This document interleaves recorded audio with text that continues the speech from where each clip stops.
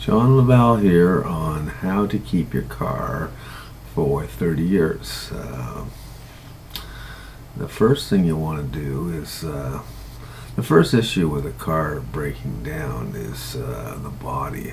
Now I'm not talking about hitting a post or somebody crashing into you. I mean you got to get the car fixed, obviously, and but I'm talking about rust issues, and especially if it's areas where they use salt, it just eats away at your car, and before you know it, 7 years down the road, the car's got so much cancer on it that it doesn't look good anymore, and then the cops are on you about your car doesn't look good, and they want to pull it off the street, and so you don't want that. And the way around that, obviously, is get the car undercoated. Undercoating will actually keep your car for 30 years if you do it on, now they recommend do it every year, and I say you don't have to do it that much. Oh, and there's two types of, or two levels of spraying undercoating. Is you can have them drill or not drill. I'll explain what drilling is. The drilling is when they, you'll notice around the frame of the door, down at the bottom and up the side, and up between the front window, there's two sections of steel. Okay, down below they'll drill a hole in there, and they'll put their spray gun in there, and the spray guns are pretty explosive, so it sprays oil all inside there, and they'll punch a hole up the door frame, and it will get up into the up towards the hood out of those channels I just told you about. Because if those channels break out, they're a real pain in the neck to have them fixed, like body wise. And then after they finish spraying, they'll actually put plastic plugs into the holes so they're not exposed anymore. And then the next time you get your car sprayed, you don't have to pay, because that costs extra if you want your car drilled. Personally, I would get my car drilled the first time. You never have to do it again. They can spray those holes. They just pop the corks out and the caps, and then they can do it again. But they recommend every 2 years. Every year. And I say you can go 3 years. It's not just oil that they're putting on there. It's got like a glue in it or something. It really sticks, and that's what I do. And I drive a 17-year-old Honda, and it hasn't broken out yet.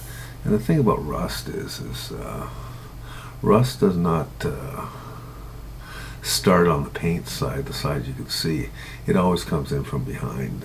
That's where it gets to. Now you can use tar. The problem with tar is you have to do it.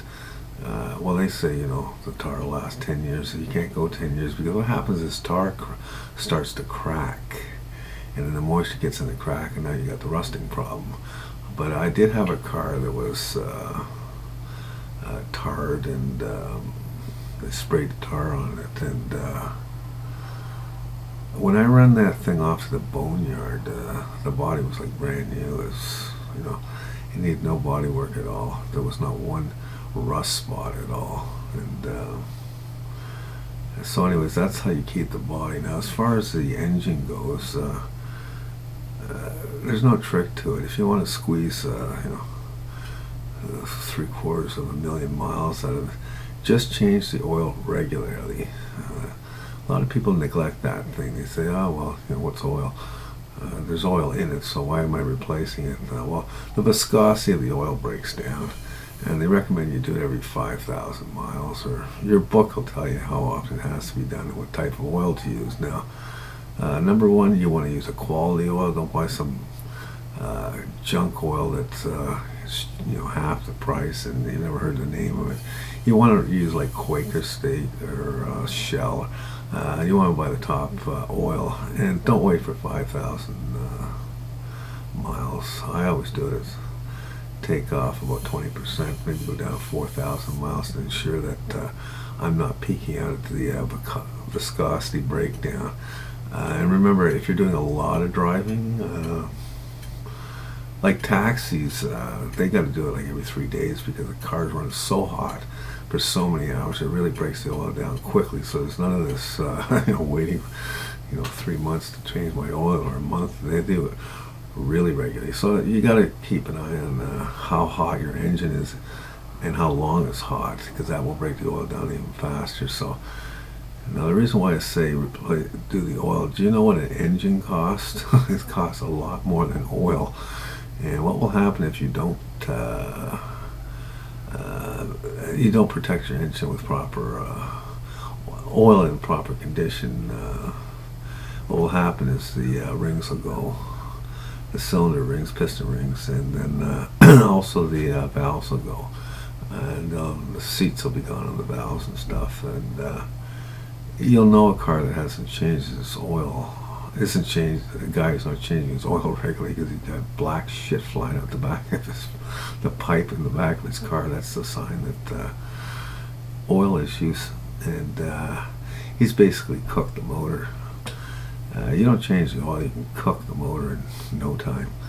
And so if you change the oil regularly, that engine will never fail you. Now, I'm not saying you're not going to have expenses in your 30 years, but you're going to have expenses with any vehicle, whether it's brand new or, 30 years old. I mean, you got to replace tires, and that comes up, and do brake jobs and muffler jobs, but and the door handle might fall off. But as far as the engine goes, and the transmission, you want to also consider having them. It's not very expensive. You just take it to a service place and get them to change the transmission oil. I would say every 5 years or every 8 years. It's not something super critical, but if you're going to keep the car for 30 years, I'd want to see a few oil changes in the transmission, because you're going to throw 750,000 miles or 1,000,000 miles into this. There's really no limit on an engine, It's all on how you care for it. And you don't have to do anything more than that than oil. It's, all machinery needs its good quality oil. I worked in industry, since I was 15, and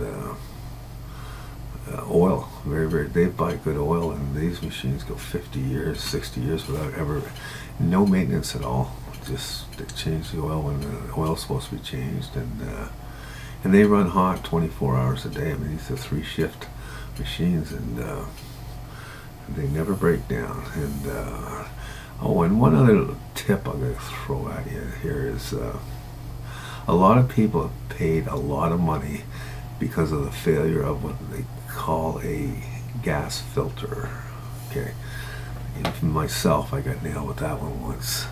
And it doesn't matter if they hook up a device to the computer of the car, it's not going to jump out and say, hey, it's a gas filter. It'll just show failure in the fuel. It'll code up as failure as a fuel supply. And let me tell you something, it'll replace everything from bumper to bumper, trying to figure out why this car won't run. And all it is a $10 gas filter that plugged up. And it happened to me. I couldn't start the car anymore. Once in a while it would start. And I took it over to the shop, and as I told you, they were starting to replace everything when they couldn't fix the problem. And it only ended up being a gas filter. And now, the only thing is by the way, if you don't replace the gas filter, you could blow your fuel pump, because it's too much strain on the fuel pump. And I'll tell you what they're worth. You're looking at about $600 to $900 for a fuel pump, because they're buried in the gas tank. Now, the only down thing is about a gas filter is some gas filters, the car companies got smart. Some gas filters are actually built into is a part of the fuel pump, and expensive. So you probably don't want to replace it. Just replace the car, I guess. I don't know. But most cars have what they call inline. You'll know in a minute. You just go to a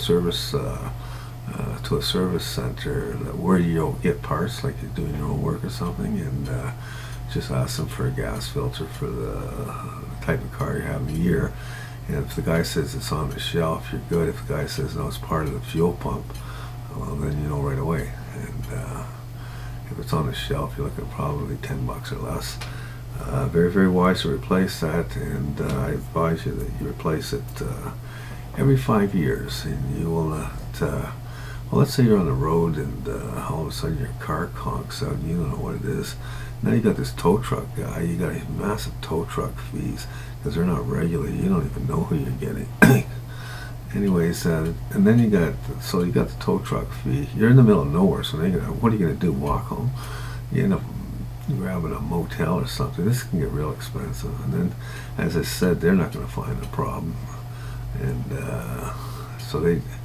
and it's, by the way, it's lucrative for them not to find a problem. The more parts they sell you, the longer the hours of labor go on, they may end up making, and plus you're in the middle of nowhere. They know that you're far from home, and anyways, you end up losing a lot of money over a $10 item not worth it.